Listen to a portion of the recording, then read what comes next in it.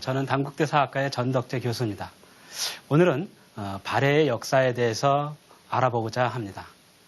발해, 우리 역사에서 마지막으로 만주를 차지했던 나라였죠.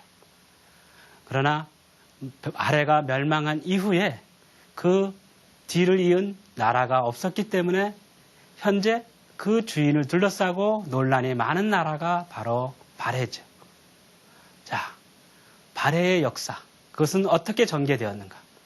그리고 발해는 국제적으로 어떠한 위상을 지녔고 대외적으로 다른 나라들과 어떠한 관계를 맺었는가? 이런 내용들을 중심으로 해서 오늘 발해의 역사를 알아보고자 합니다.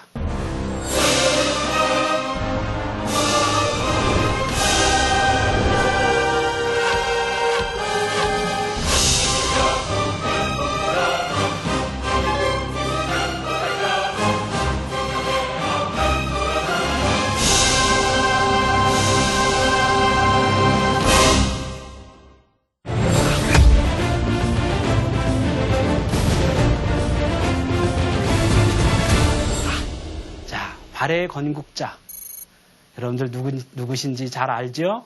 바로 대조영이었습니다. 대조영에 대해서는 기록에 따라서 전혀 다른 기록이 전하고 있습니다. 신당서라고 하는 중국 기록에는 대조영을 송말말가린이다 라고 얘기를 했습니다. 여기서 송말이라고 하는 송말수 강이라고 하는 것을 뜻하죠.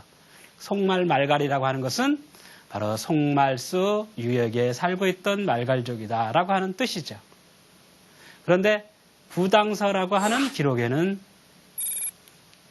대조영을 고구려의 별종이라고 언급을 했습니다. 그리고 우리나라의 사서인 삼국유사에서는 대조영을 고구려 장군이라고 얘기를 했던 것이죠. 예전에 대조영이 말갈이냐 고구려이냐 가지고 그 문제를 둘러싸고 발해사가 우리 역사냐 아니면 중국의 역사냐 아니면 말갈족의 역사냐라고 하는 것이 논쟁이 되기도 했습니다. 지금도 그러한 논쟁은 계속 이어지는데요. 자, 대조영의 아버지는 걸걸중상이었습니다. 아마도 대조영과 걸걸중상은 송말말갈 부족을 이끌던 추장이었던 것으로 보여집니다. 그들은 고구려 영토 내에 옮겨 살면서 고구려인으로서 생활을 했고 또 걸걸중상과 대조영은 아마도 고구려 장군으로서 활동을 했던 것으로 보여집니다. 자, 여러분들 대조영을 고구려 사람이다 라고 얘기했는데요. 여러분들 흔히 고구려 하면은 예족과 맥족이 중심이 돼서 세운 나라라고 볼 수 있습니다. 순수한 고구려인 그러면은 바로 예족과 맥족 계통의 사람들을 가리킵니다.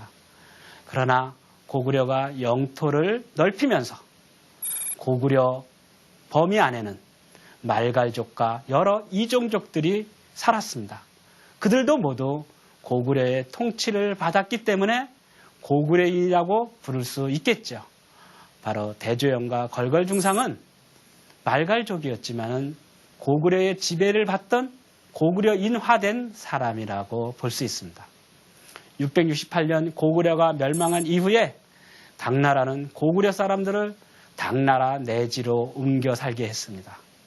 걸걸중상과 대조영이 이끌던 세력들도 영주 지역으로 옮겨서 살았는데요. 영주는 지금의 중국 조양시를 가리킵니다. 근데 이때 영주 지역에는 말갈과 고구려 유민과 그리고 거란인 등 여러 이종족들이 살고 있었습니다. 영주 지역을 통치하는 사람이 조문해라고 하는 사람이었는데요. 이 사람이 이민족을 억압함으로써 상당히 이민족들의 불만을 샀습니다. 이런 상황에서 696년에 거란인 이진충이 반란을 일으키게 됩니다. 이 반란에 걸걸중상과 그리고 말갈족을 이끄던 걸사비유가 동조를 합니다. 당나라 군대가 이진충의 반란을 진압하는 와중에 걸사비유와 걸걸중상은 자기의 무리를 이끌고 동쪽의 요동지방으로 옮겨갑니다. 당나라에서는 두 사람에게 걸사비우에게는 허국공, 그리고 걸걸중상에게는 진국공이라고 하는 벼슬을 주어서 회유하라고 했지만은 두 사람은 거절을 합니다. 이준충의 반란을 진압한 당군이 걸사비우와 걸걸중상의 무리들을 뒤쫓습니다.